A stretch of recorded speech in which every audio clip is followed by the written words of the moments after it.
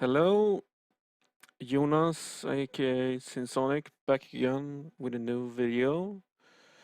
And this time we're gonna talk about kick and bass and a few things I usually do to deal with the kick and the bass in the track so they don't collide and mess each other up, as they sort of usually both do sort of work in the same EQ bands. So, where should we begin? Um, can look at this. Here we have a few bass tracks. These blue and light green tracks are layered bass. We can just take a listen here.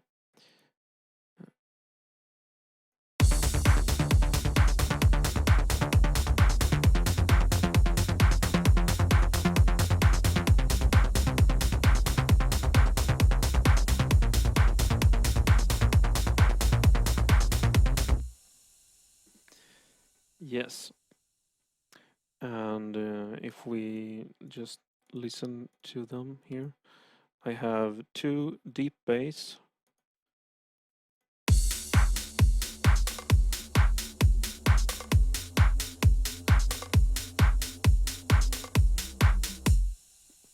pretty long notes, and yeah, sort of deep. And then we have these five layers that is uh, fast and more snappy.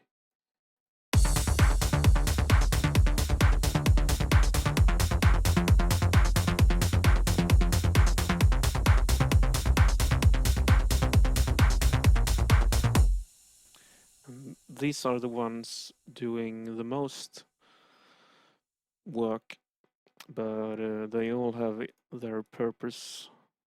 Like if we take part one,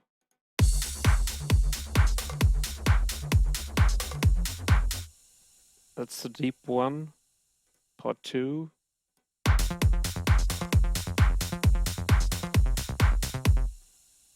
bit higher and shorter. And number three,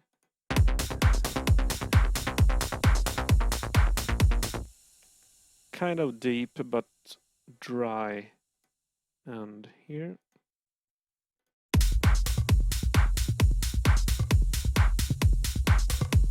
this is just deep and rumbling. And those are the sort of basses that can sort of collide and mess up together with the kick. And this is number five, and it just sounds like a short hiss, almost like a hi-hat, and that's just to give the bass an edge and noise. Okay, so what is happening? Okay, to start off, all these channels, if we take a look here, take a look in the mixer, I send my channels to a group called bass. We can head up. So let's scroll down. Here are the drums.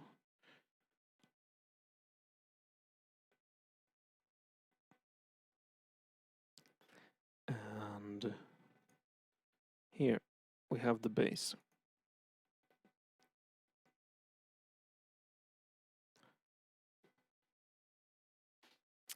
And what's going on here is that I split up this. I send the bases to actually two channels. One called bass fast low and one bass fast high. And that is because if we take a look at this, I have on the low, I have an EQ that looks just like this. And if I take a look at the high part, it looks like this. And if we look at this point, I have this point at 2.2 hertz, 202 hertz, and this one is also 202 hertz. And what this does is it splits up the same sound into two channels. So if you run these channels at the same time, it will still sound the same. But if you were to mute the low or the high, you will lose either the high or the low EQ bands of the sound. And the reason for this is because the very low bands, like around 200 hertz and low, are the very deep ones, and usually you want these in mono because mono is what is usually used in clubs, for example. And if you have stereo image of the sound in the bass, it can sometimes be pretty messy and not sound like it did when you recorded, because the shapes of the bass sound when they are in mono might conflict with each other and maybe even disappear, because let's say you have a form that is because if you have 20 up and you have 20 down on each left and right, if you put them together in mono, they will become zero, and that's not so good. Just to take something a bit extreme here. So a pretty good way can be to group your basses up and send them to two individual channels and make sure the low bands around 200 hertz and lower are made so those are in mono. And the top frequencies, they don't have to be in mono really. Well, they can, but it's sort of a way to try keep a bit of the stereo image, even though in the lower bands there really are none. Okay. So I even for the lower bands, There are even a sidechain compressor, and this is to make when the kick hits, so the sound will be pushed down, so the bass won't collide with the kick. And this you have to sort of try to balance properly, because if you do it too much, the bass sound will drop out too much, and that might sound pretty weird. In some cases, you can use it as effect to make the sound pump together with the kick, but it can be pretty extreme sometimes if it's done overdone, I would say. So if we play here,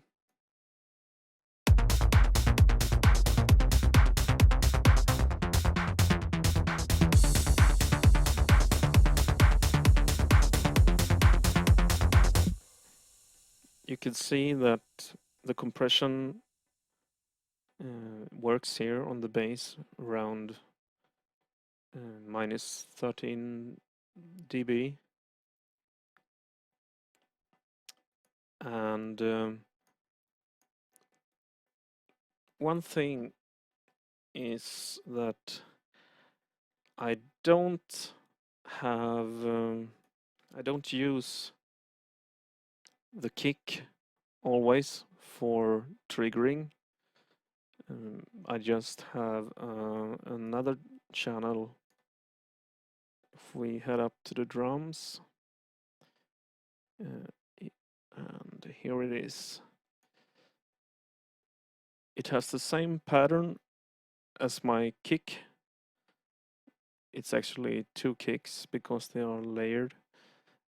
Anyway, they have the same pattern, but it's a short sound, like a closed hi-hat, and that is because I'm usually more interested in having the sidechain trigger than how much it trigger, because if you use a short sound, you can still pretty much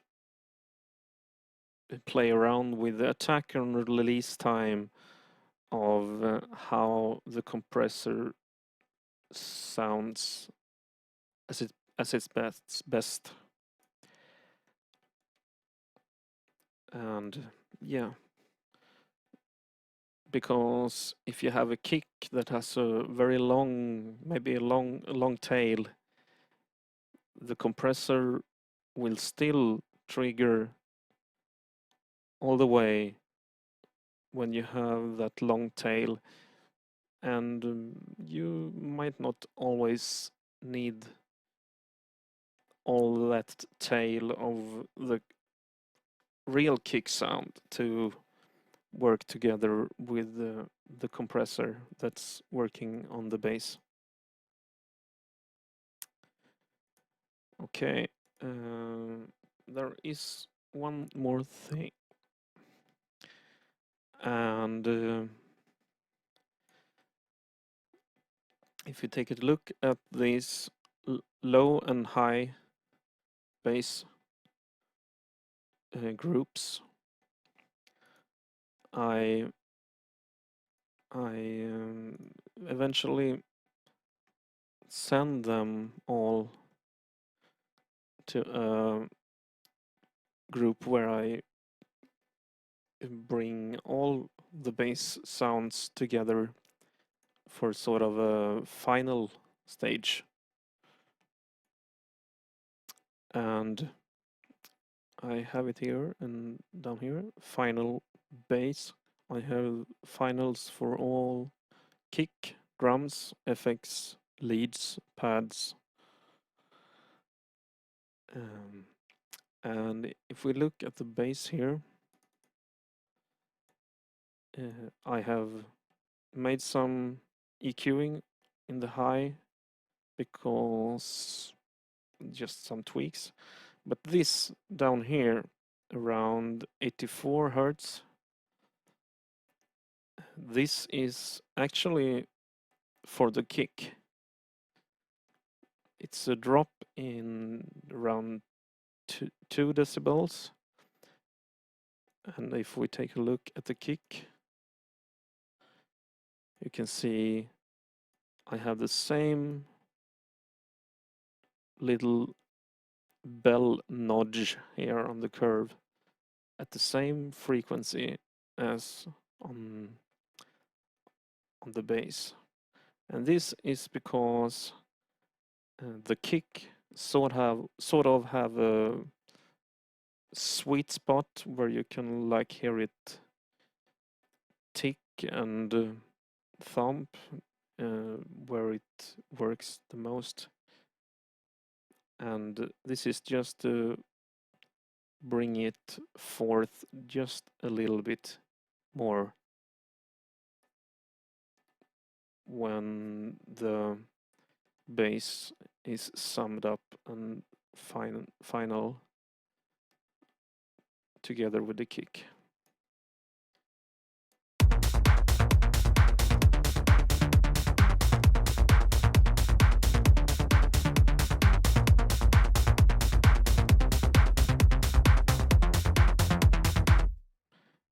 And as you can see on the curve, this is the place around here that the kick has its tone, has its sweet spot.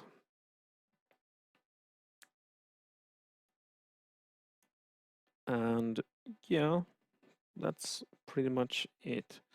And if you think about these steps about the kick and the bass, when you have them to work together, you will both hear the kick and the bass, even though you can have a pretty deep sound in the bass and still hear the kick and even the tail of the kick, the deep tail of the kick, even though you have a bass with a pretty deep sound.